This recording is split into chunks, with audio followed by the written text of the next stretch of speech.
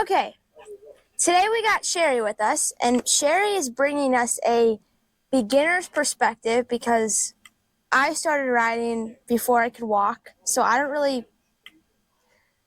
never really struggled with the riding part, Now, the teaching the horse part's a different story, but the riding part I've always kind of had down and all that, so I've never had any lessons or any issues with people like having to teach me. I grew up around horses, so basically, Sherri is a beginner, and she's going to be telling us.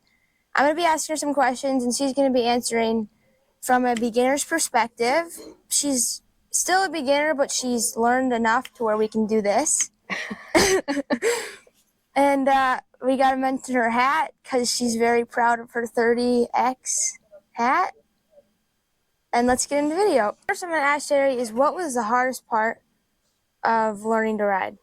So the hardest part about learning to ride for me was probably balance and coordination, and I didn't have the consistency because I didn't have easy access to a horse. So for people that have easy access to a horse, I think that it's probably a lot easier to have that consistency.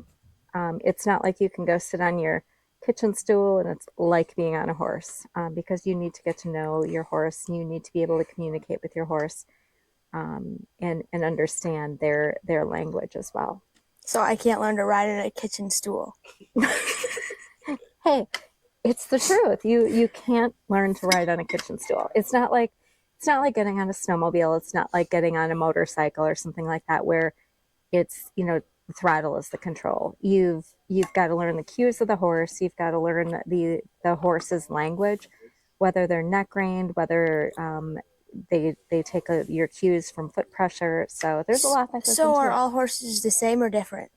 And do you have trouble adjusting to different horses? So all horses are different. However, the basics of a horse, it depends on their training. And for example, a team roping horse is going to be a little bit different than a cutting horse, than for a barrel racing horse, or definitely for like an English riding horse. But there are a few cues that I would say are pretty consistent with a horse. What do you think those are? What do I think they are? I think they are walk, trot, whoa. Those are three that I think of right now. What about other neck reining, things like that? Do you think that other people that are basic things for Western riding that are cues?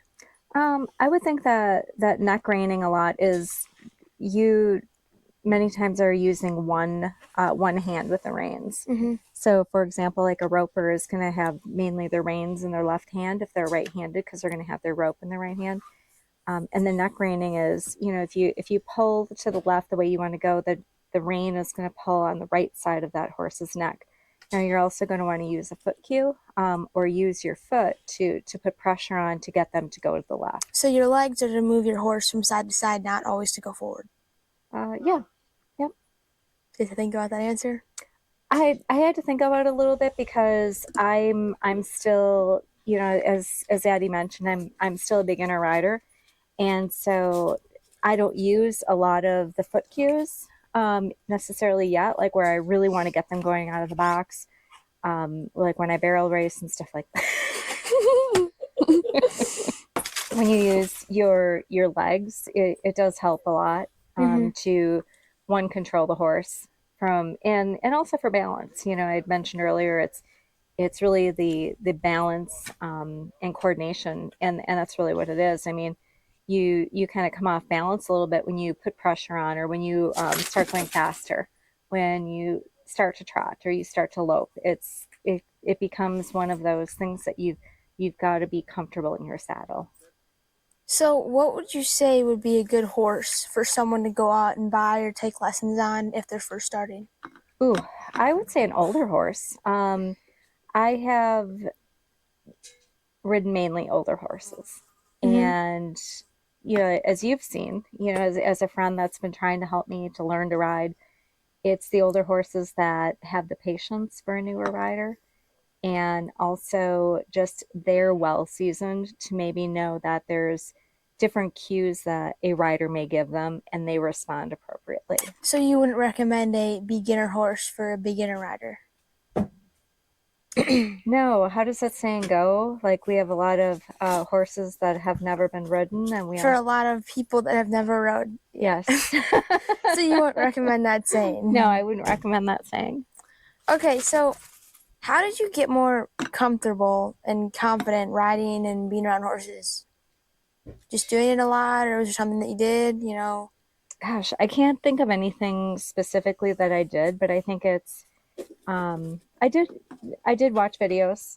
I have been watching some YouTube videos, but I would say one of the things that has really, really, really helped me, of course, besides being around horses a lot, is just getting into, like the phase that America was going through with watching Yellowstone. So you'd say what made you more comfortable is just being around horses more, is just going out and doing it. Yeah, definitely being around horses more. And just going out and doing it, right? Yeah, Just you can't sit home and I used the stool example earlier. You can't sit on your bar stool at home and you know drink Pendleton whiskey and like watch Yellowstone and think you're going to be a better rider. You actually have to be around horses. You have to be comfortable around them. You need to learn the cues of a horse. You need to um, just be comfortable around them. so basically what Sherry's saying is just riding more, and videos do help, you know, if you need information about something, but you have to actually go out and do the thing that you're watching too. Yeah, a great example of that is I was having a lot of problems with my stirrup length, Mm-hmm. and I kept thinking that my stirrups are too long. They're too long. They're too long. But then once I learned and I got coordination with riding, especially when it came to the lope, and I just wasn't getting uh, into rhythm with my horse. Mm-hmm. So I always thought my stirrups were too long. But now that I understand and I know how to get into rhythm with my horse, I can start to see that my stirrups don't need to be that short. Mm-hmm. What would you say was the hardest gait to learn? I would say the hardest gait to learn was the trot, and the main reason that I found it hard was learning to post in that trot because you've got to stay in rhythm with your horse. And I was having a hard time with that. So, but now that I've gotten that down, or I feel I'm getting a lot better at it, now it's easier to get into a lope. And then once you get into a lope, you're like, wow, this is really fun. And so were you just not able to feel the rhythm of your horse, or like were you not able to pick that up? Have you ever heard the phrase dance like a white girl? That's exactly what I feel like on a horse. Like I can't find the beat in music, and I was Mm-hmm. having a hard time finding the rhythm of the horse. What safety would you recommend for a beginner? Now, um, what would you recommend? Just for like, Well, I can use firsthand experience for safety. I guess it would be more like safety and conditioning. You want to stretch. If you're not used to getting up on a saddle, or if you're not used to stepping up in a stirrup and getting onto a horse, you do want to stretch because when we talk about safety, one, you want to be familiar with your horse, but I think it's also your physical conditioning, and that takes safety into account as far as it's hard to lift a saddle. If you haven't done that motion before, it's, kind of the kettlebell swing of getting your saddle up there. It's not all arm strength. Like a guy may be able to go up and just use arm strength to get his saddle up there. But for a woman, you've got to, like you've got to use leg motion. You've got to really, really get a swing going to get it up there sometimes.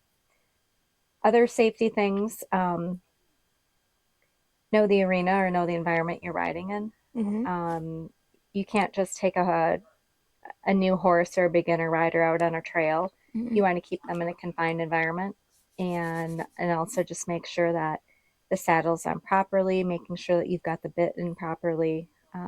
Work with a friend or work with somebody that knows the horse that can help walk you through it, because there are horses are big, loving but can also be dangerous if you don't know what you're doing.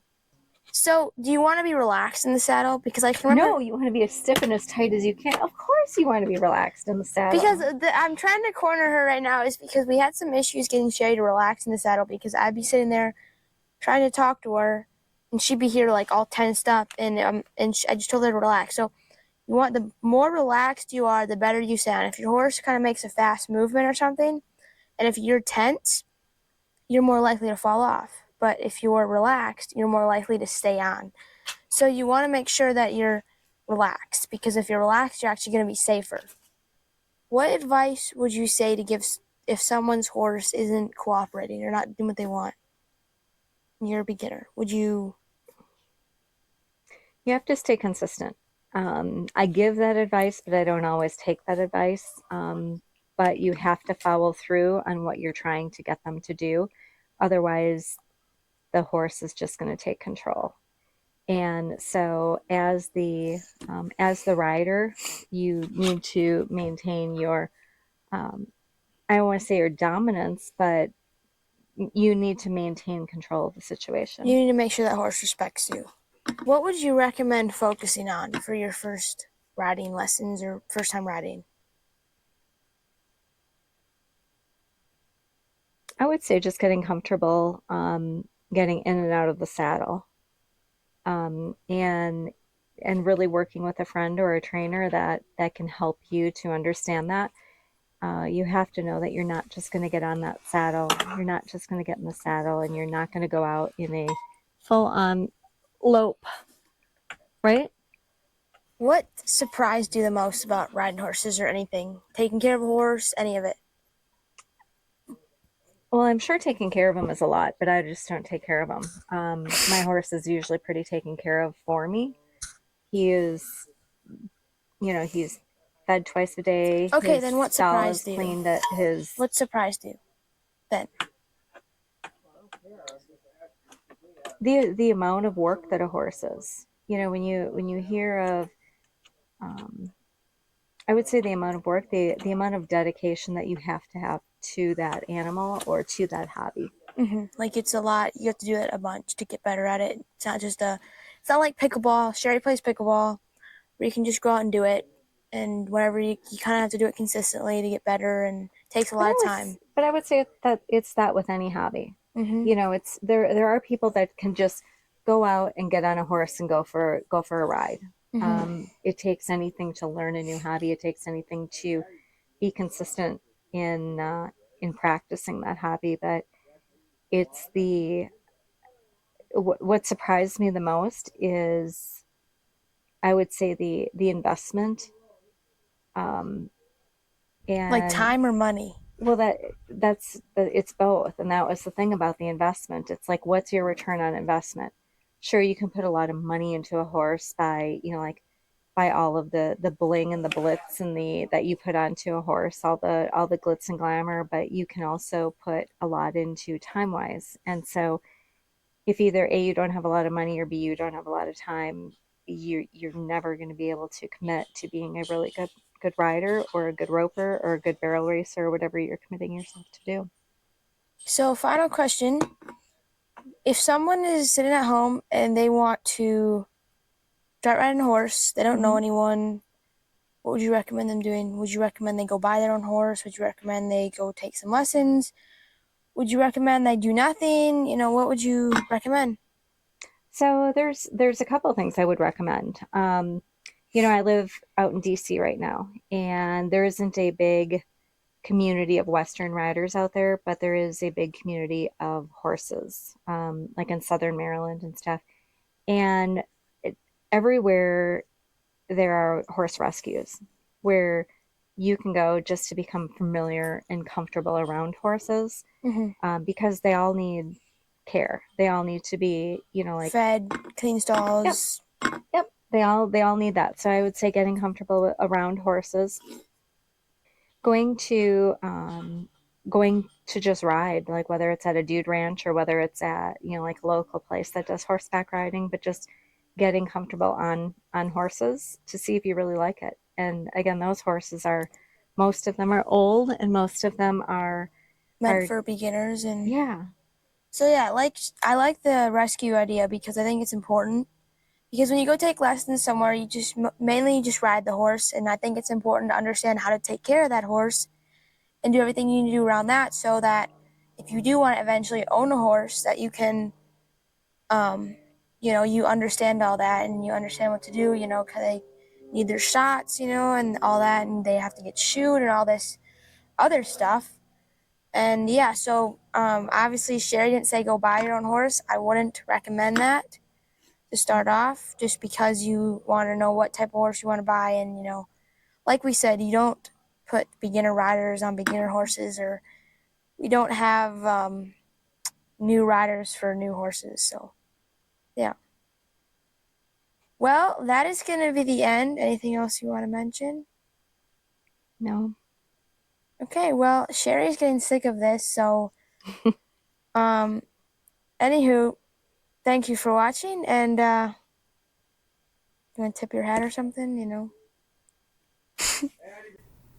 If you guys made it through this video, you guys are awesome, because I know this lady was pretty crazy, but I really appreciate you guys watching. I really hope she helped. I don't think she's going to be back, but we enjoyed her while we had her, and I don't think we want her back. I'll see you guys in the next video. Thanks for coming though, Sherri.